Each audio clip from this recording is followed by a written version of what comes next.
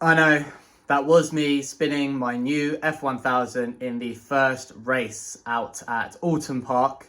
Hopefully that hook worked and you're going to keep watching. I promise you it was a very eventful and interesting race. I had some really good wheel-to-wheel battles here with Rob Bailey and a few other drivers as well. It had multiple yellow flags and also a code 60, which is kind of like the virtual safety car. I'll go into that in a bit more detail during the race and show you why it happened. And let's not forget that I was called to race control after the race. Take your car back to your awning, then need to go to race control for me, okay? This was for spinning under the code 60 flag, which, like spinning under a yellow flag, is a big problem. I was called to the stewards. I assumed it was just for spinning, but they said I spammed 40 seconds after the code 60 was shown.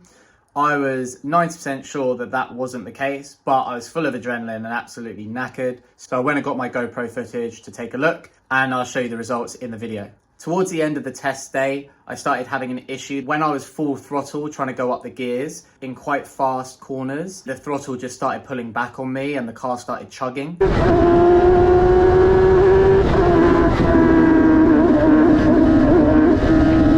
This happened quite a bit at the end of the test day and in qualifying as well.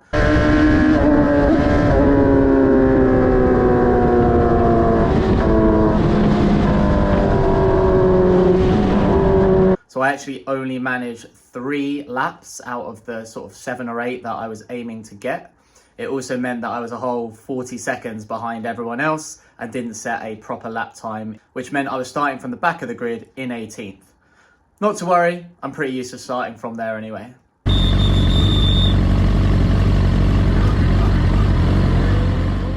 Lights on. And we're off. A lot of wheel spin here, trying to extend first gear, but cold old tyres on. Tom stalled there. Managed to stay ahead of Peter here on the inside of me. Cold tyres, so taking it fairly easy through turn 1, knowing that I've got a good run down here. And I'm looking for the overtake into the hairpin, or after the hairpin down to the chicane. Tom making a good move down the inside there behind me. Coming up to a slow second gear right hand hairpin, seeing smoke go up in the distance as someone locks up. No real danger from behind here, trying to keep it on the track, make sure that I get up and over the hill, keeping up with the guys in front. Taking the more defensive line down the inside here for the chicane, making sure that no one can go down me on the inside. As you can see, Tom's right on my bumper. I know that up the hill he's going to want to try and get a better exit out of this corner here and try and take me coming up the hill here. As you can see, he's right on my bumper, keeping very close as I catch the guys in front. Brake about the same time, follow a similar line round and keep the same distance. But Tom behind has got a good exit. My car has a good top speed, so we managed to keep a gap between Tom behind and me. David losing a bit of traction there, which enables me to go up the inside here. Big oversteer there for myself, but managed to hold it.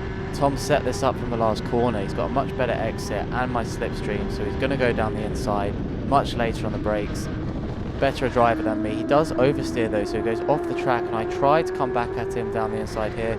He does a really good job of just covering off the position without cutting me off and with very fair racing.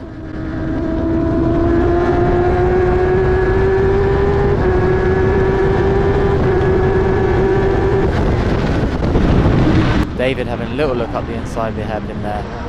Fortunately, he doesn't come at anything of it, and I've got a good exit here, so managed to gap him on the straight. Tom in front here, going for the move on Rob down the inside of the hairpin. Fantastic, slightly outbraking him. Takes a lot of curb, and Rob getting so close to that barrier there. And I'm not too far away either, to be fair.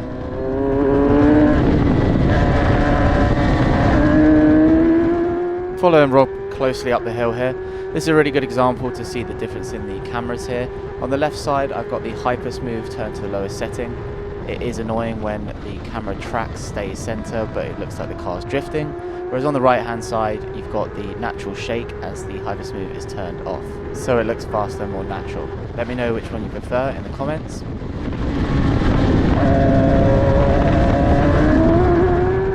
If you're enjoying this race so far, watching me trying to keep it on track, or even if you're backing me to bin it, then please click those like and subscribe buttons. It would really support my channel and hopefully keep me racing. Hesitated on the throttle, thought I was understeering, going off track, but I get a good exit here, good run following Rob down the hill. Get on the brakes a bit earlier than him. He takes a tight inside line, I go out wide and try and get a better run by getting my foot on the throttle early. Definitely taking liberties track limits there. Hands up to the marshals to say sorry.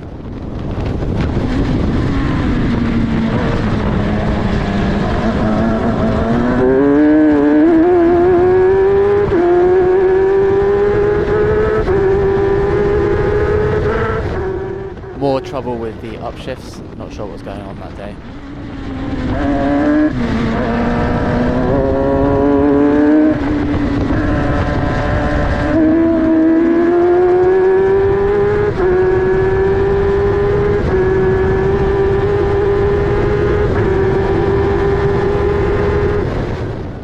Following Rob's line through here, the top 10 drivers would be taking a lot more speed through here, but it's just something I have to work on.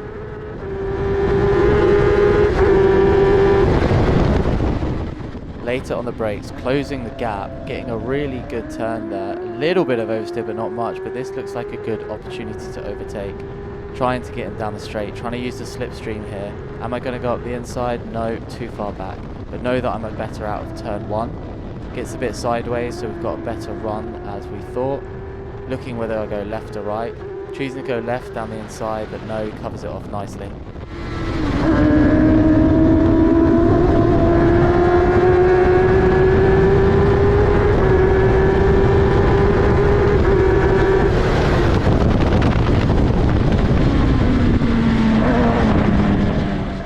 So many issues with traction out of this corner here.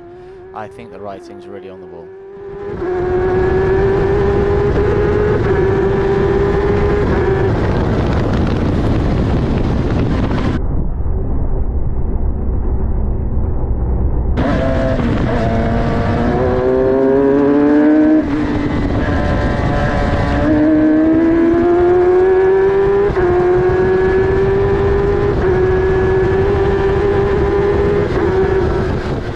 Slowing for the yellow flags.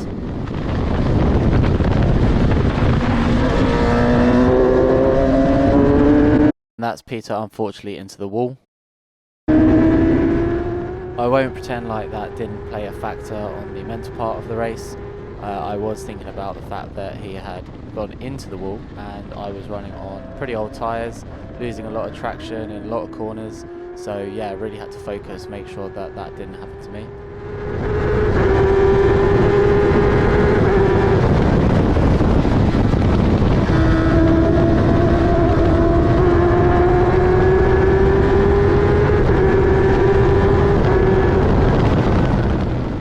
Taking the same line again, it does look good, but I'm so far back, I think it's kind of pointless. Really looking back on the race, I should have tried a bit harder to try something different, try new lines.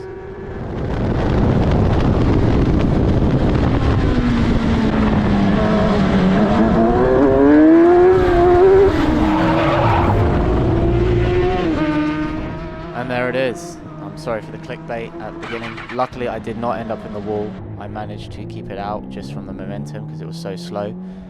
So if we have a look at what happened, I basically got on the throttle a little bit too early, a little bit too aggressively, using the steering wheel to try and fight it, but then as I was supposed to lift off of the throttle, I actually added more, which then just sent it flying. Definitely big driver error on my part, very embarrassing, and coming to a stop there for all the marshals to see.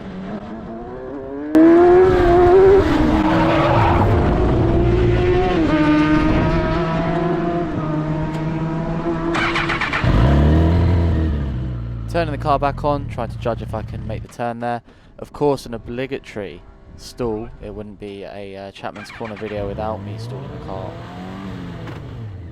And we're rolling, we're off. Little wave to the marshals saying thank you for the concern. Getting back on track, wondering how much time I've lost. The embarrassing grass on the tyres, trying to rub it off. My teammates' tyres in testing. This is what happens when you beach on the grass with hot tyres and have to be towed back. And we're away racing again. That green light there indicating that I can drive. However, if we look on the left here at the next marshal post, you will see a purple and white 60 flag. Now this is the code 60, kind of like a virtual safety car. Everyone around the track needs to be driving at 60 kilometers an hour. There's another one there. So that's about 37 miles an hour because there's something wrong on track, which in this instance is the unfortunate Craig Pollard on the right there, who had an issue with his car. This code 60 got me into a bit of trouble. Take your car back to your awning and then need to go to race control for me, okay? They were under the impression that I span under the code 60, which, like spinning under yellow flags, is a big no-no due to safety. After I got my GoPro and showed them video evidence that the green light was flashing when I pulled back on track, and it wasn't until the next marshal post that the 60 was shown, they decided to drop the investigation, and rightly so. I assumed that I was being called just for spinning, but I guess that happens quite a bit in amateur racing. I don't have a speedo on my car. There are lights that show you whether you're staying within the delta, the right speed of 60 as everyone else. I wasn't aware that how these worked. So I shouldn't have really caught up with these guys here. I was driving at what I thought the 60 meant, which was 60 miles an hour. It was a complete guess. Having looked back at the footage, yeah, I wasn't far off that. Obviously I was driving safely, guessing my speed, but no excuses for next time.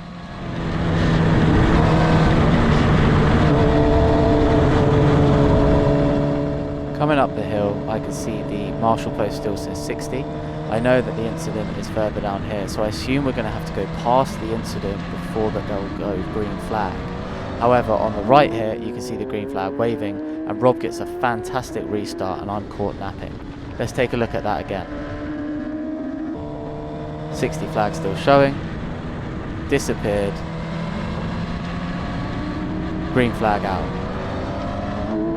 2.13 my reaction time there. In my defense, Rob was right next to the green flag, whereas I was quite far back and wasn't able to see it. I also assumed that we wouldn't be going until after the incident.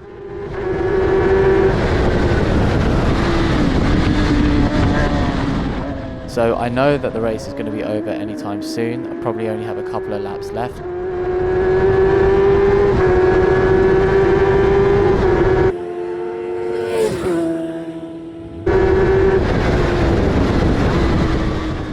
And for those of you with very good eyesight, you can see there that it says lap 8 out of 8. So that's how many laps we actually managed to get done thanks to the code 60.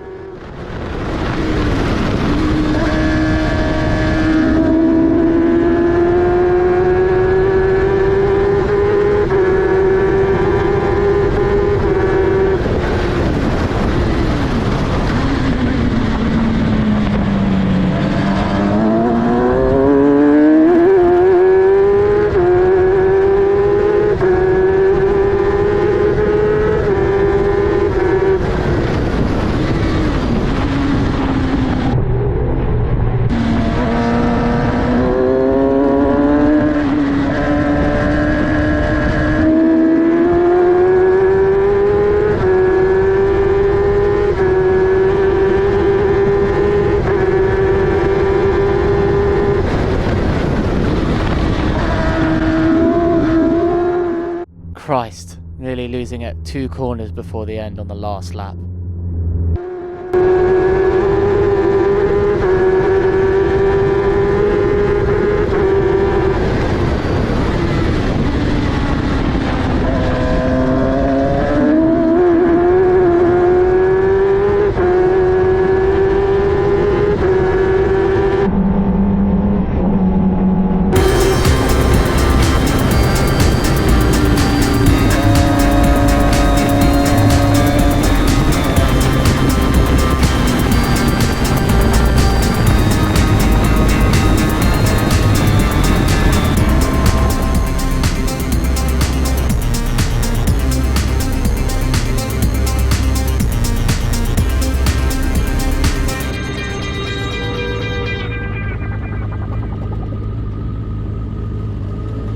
I was really happy with the drive considering this was my first time at Oulton Park. What an absolutely fantastic track. So much undulation and bumps, elevation changes. Really felt like you're on a roller coaster. I was out on old tyres. I ran these at Donington Park and at the Oulton Park test days. And also they were second-hand from the owner who didn't run them for over a year, and they were sat in a barn going hot and cold throughout the season. So they definitely weren't up to scratch, but that's just drivers making their excuses, right? Hopefully you guys have liked and subscribed. I would really appreciate if you could. It would really support my channel so I can keep delivering on races like this.